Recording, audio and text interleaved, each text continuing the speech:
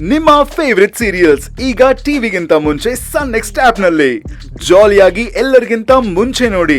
ಈಗಲೇ ಸನ್ next app download ಮಾಡಿ ಮತ್ತು ಸಬ್ಸ್ಕ್ರೈಬ್ ಮಾಡ್ಕೊಳ್ಳಿ. ಹೌದಾ, ಗಗನನ್ ಗಂಡಂಗ್ ಹುಷಾರಿಲ್ವಾ? ಏನಾಗಿದ್ಯಂತೆ? ಪಾಪ ಅತ್ತೆ, ತುಂಬಾ ಸೀರಿಯಸ್ ಆಗಿದೆ.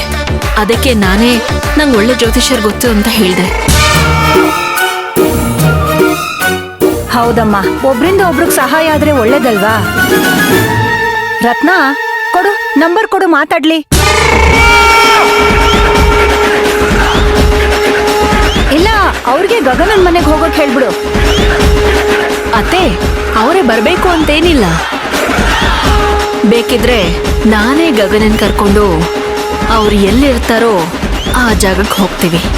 ಇಲ್ಲಮ್ಮ, ಅವ್ರೆಲ್ರಿಗೂ ಜ್ಯೋತಿಷ ಎಲ್ಲ ಹೇಳಲ್ಲ. ಯಾಕೆ ಹೇಳಲ್ಲ?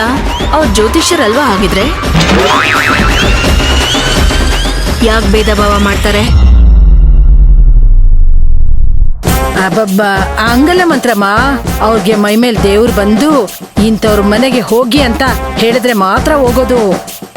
ಸುಮ್ನೆ ಹಂಗೆಲ್ಲ ಹೋಗಲ್ಲ ಅವರು.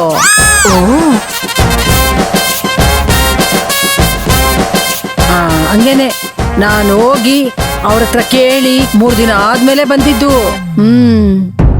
ಅಕಸ್ಮಾತಾಗಿ ಅವರು ನಿರ್ಧಾರ ತಗೋಬೇಕು ಅಂದ್ರು ಆ ನಿರ್ಧಾರನ ಅವರೇ ತಗೋಬೇಕಲ್ವಾ? ಆ ಜ್ಯೋತಿಷ್ಯರ ಬಗ್ಗೆ ಅವ್ರಿಗಿಂತ ಜಾಸ್ತಿ ನೀವೇ ಹೇಳ್ದಂಗಿದೆ.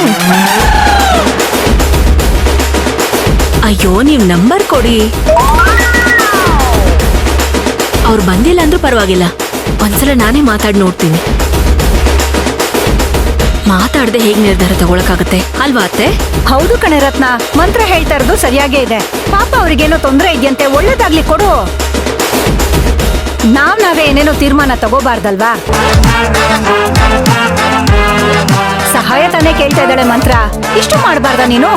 ಅಯ್ಯೋ, ಅದಕ್ಕಲ್ಲ ಮೊರೆ, ಅದು ಅವರು ಏನೇ ಅದು ಅವರು ಎಲ್ಗೂ ಹೋದ್ರವರು ಋಷಿಕೇಶಕ್ಕೆ ಹೋಗ್ಬಿಟ್ಟಿದ್ದಾರೆ.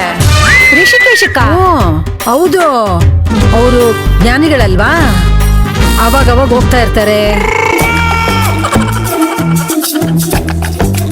ಯಾವಾಗ ಎಲ್ಲಿ ಹೋಗ್ತಾರೋ, ಹೆಂಗ್ ಹೋಗ್ತಾರೋ, ಯಾವಾಗ ಬರ್ತಾರೋ ಒಂದು ಗೊತ್ತಾಗಲ್ಲ.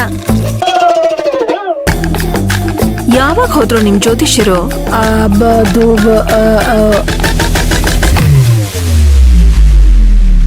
ಮೊನ್ನೆ ಹೋಗಿರ್ಬೇಕು.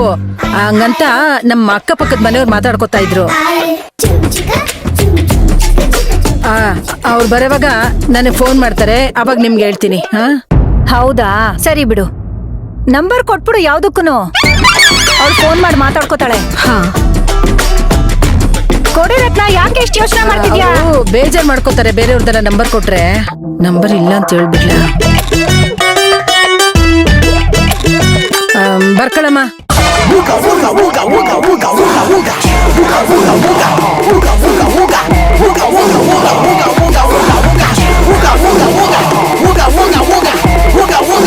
ಅಷ್ಟೇನಾ?